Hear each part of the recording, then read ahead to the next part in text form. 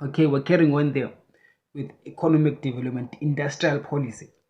I said, first of all, you fix the first problem of Zimbabwe, corruption. Okay, number two, you go to the infrastructural development, which is the underpinning thing for economic development. Number three, target the economic development. You first start with the two low-hanging fruit, which is agriculture and mining. Then you go to local manufacturing of groceries, and then number four, then we can begin to look into the ITC sector, apps, making apps for various entities, this and that, supporting people in business or young people or whoever they are, startups in the tech sector, deliver, you name it, all sorts of those things. And all of that, or any other industry or downstream industry, is going to be determined by the factors in that nation. Okay, we can talk about, we've got lithium in Zimbabwe. We can talk about making even lithium batteries, marketing that. You can talk about production of vehicles, machinery, production of machinery, factory machinery. You can talk about the financial services. All of that, the government, you see, the government changes. It morphs with the time. So the focus of government is not going to be on one thing always. You see now the problem with the current government, that for the past 42 years, they've been focusing on agriculture. Okay. Agriculture, this command agriculture, agricultural skill. They were supposed to do agriculture in the 1980s and move on. Okay. Do agriculture, mining, move on to the next thing. The agricultural industry must develop and get to a place where it does not need government anymore. The mining industry must develop to such a place that it is so robust and efficient that it doesn't need much of government intervention. So this government, this new government that is coming, what must be focusing on is intervening on systems that are not working and creating systems that work, and then move on to the next thing. So you get to understand that this is a governance system that is always morphing, that is always changing its focus depending on what is necessary now. Okay, so at the end of it all, then you get that developmental growth. That's when you unleash the full potential of your citizens who have been getting education.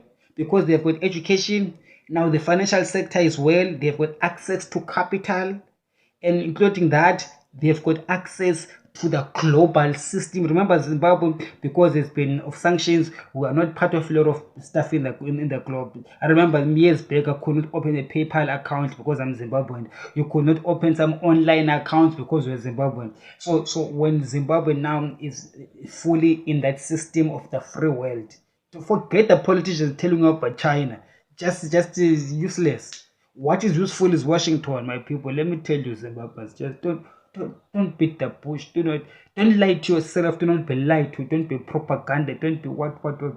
All systems do not work except the system of the free world. Okay.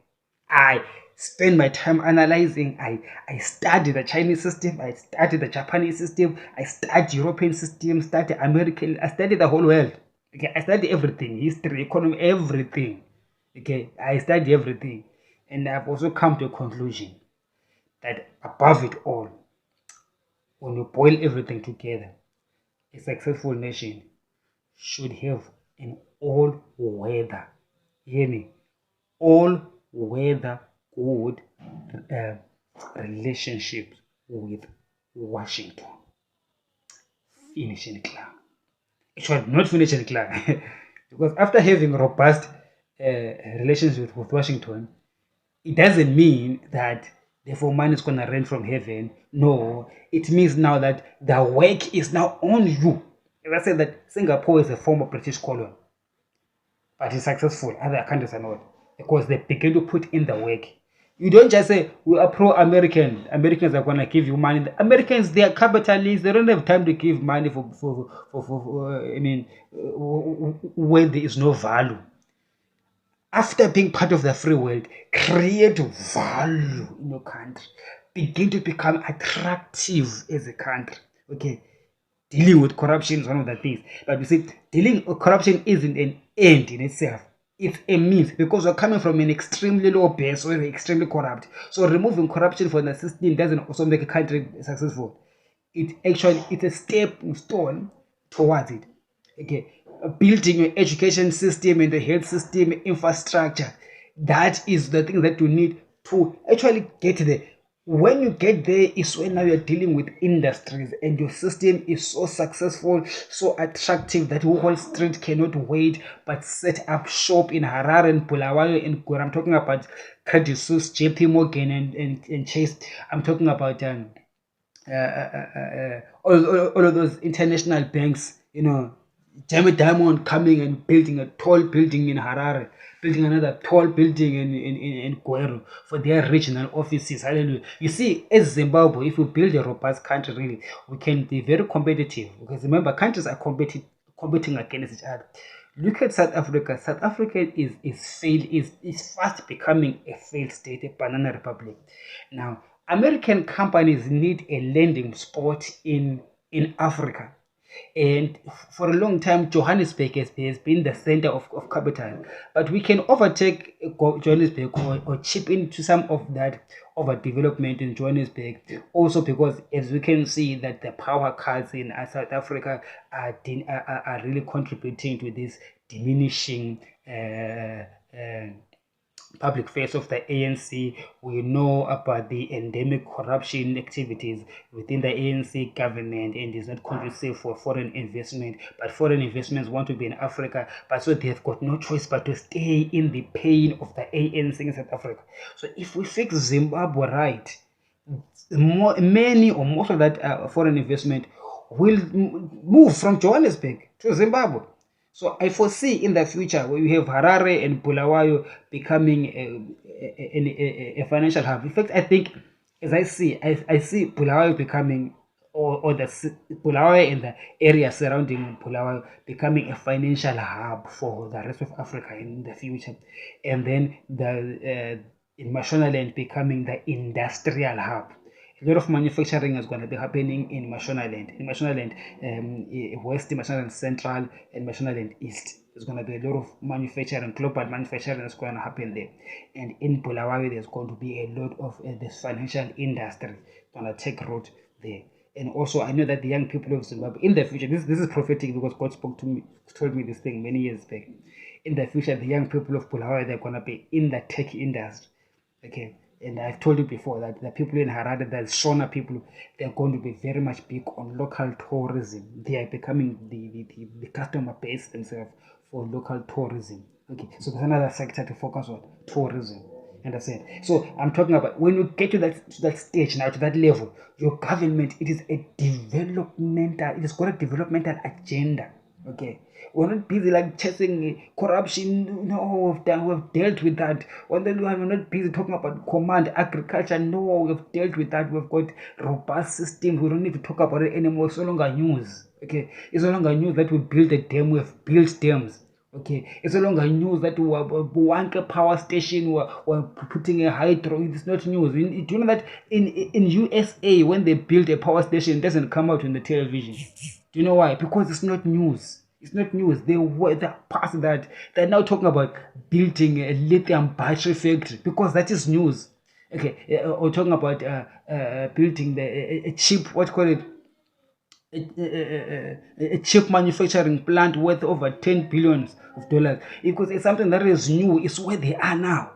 Okay, we need to be there. Zimbabwe need to position itself now with Europe having problems of gas problems. We need to have Mercedes-Benz, BMW, VW moving its plant to Zimbabwe. We've got water in this country, in our country. Then we improve our electric system. I mean, as we improve all of these things that we've been talking about. We can have European manufacturing in Zimbabwe. We can have American manufacturing in Zimbabwe. As I spoke earlier in the video, that we need to follow up and work together in Washington in the region to get DRC Congo stabilized, to get Mozambique stabilized. Anthony Blinken was here a few months ago. Remember, we were speaking about it here on this channel. So if Zimbabwe taps in that free world, Botswana is part of the free world, Zambia is part of the free world, put in Zimbabwe there, then help DRC and Zambia, you will see that the global manufacturing will have access to all the resources in South Africa, Mozambique, DRC, that whole area. In Angola, we've got oil. You will see that global manufacturing in the region, Zimbabwe, Mozambique, even in Zambia, going all the way to DRC, there is it's in close proximity. You don't have the situation now in China. China is a global manufacturer, but then it takes resources from Africa, Australia, all over the place. So there is that movement of goods to China, and then making in China, then moving them back again to the whole world. But you see, our Africa is poised to be well positioned with ports in Cape Town, well developed ports in Cape Town, ports in Angola. Those ports are able to transport the goods quickly to Europe and to America. And the raw materials are in Africa, and the market is Europe and America. And as Africa also grows, Africa also become part of the market, because also Asia is a market. So we've got American market, we've got a European market, we've got the China and the greater Asian countries as a market. Now, if Africa joins in, also Africa becomes a market. If Africa becomes an market, I'm talking about the whole Dow Jones is gonna be on a tear. Holy God! Do you see now how making Zimbabwe right is important for the whole world? Because making Zimbabwe right will definitely make DRC and Mozambique right. So if Zimbabwe, so you see, as I was saying, as you get these countries right, as you get Zimbabwe right, Congo right, you are creating this resource base area region to be right, at the same time produce. You see, Australia has got resources, but Australia cannot be a global hub because most of the country is inhabitable. It's only habitable in the coastal regions. It's probably around 10% of Australia is habitable. The rest is a desert, scorching heat. But Africa, on the other hand, is habitable. The climate in Zimbabwe, Zambia is fine. So when we start with Zimbabwe, you see now Zimbabwe is in a good position to be the leader in this thing. When Zimbabwe starts, you will get a lot of manufacturing in Zimbabwe, and then it will, as time goes on, it will grow out to Mozambique, to Zambia, and then to DRC. As we get them right, as we work with Washington, making sure that the Washington policy in the region in Southern Africa is successful. As we work with Wall Street companies, do not be lied to, people. We are going to work with Wall Street companies to build Southern Africa. Holy is the Lord. Do you understand? Thank you. My name is Ngobani Zondo. This is the Real Zondo Commission. Okay. So this is a channel where we discuss all of these things for the development of Zimbabwe and the region. So I hope I got you to understand now this policy, this positioning. So as a country, Zimbabwe, our foreign policy, Washington, pro-Washington, for the reasons I have outlined, so that our future can be designed in that way. Our future can go towards that direction, to understand. And this is the wisdom that God gave me. All right. This Jesus said to him, son, I'm Jesus and I make judgments. And this is the judgment that I'm making. All right. You can see, therefore, that it actually does make sense. Okay. Juxtabox that with your friends in the CCP. All right. What are they going to do? Would your friends friendship with CCP? Is there development in the country? No. There is mines. They're just taking for their friends, and the government is doing what it does, and the Chinese don't care about what the government is doing, and nobody cares about the people. In DRC, they've totally destroyed the DRC ecosystem. It's just terrible. It's just a mess. So if you look at it that way, because there's no rules, all right. It's about whoever has got the power will do what they do. You see, that's why in Zimbabwe you have the issue of shares of diamonds. Whoever had the power to with the guns to shoot will shoot and have the diamonds. Whoever has got the power, there's no rules there, and therefore the society cannot build. You cannot build a robust, successful society. But you see, the American military has got power. It can destroy anybody. But look, because of rules, they do not go into Ukraine and just bomb Russia in Ukraine. They could do that, but they are following rules. Okay, rules keep them deterred. Not that they cannot, they can.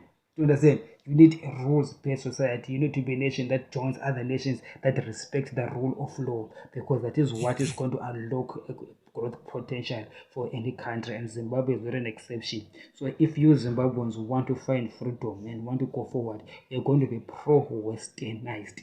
It's not propaganda. It's not being a Western puppet. No, it's not being a Western puppet. It's being rational. It's being rationally and seeing what really works and what does not work. To understand. All is the Lord. Thank you very much. I will meet you on the next one.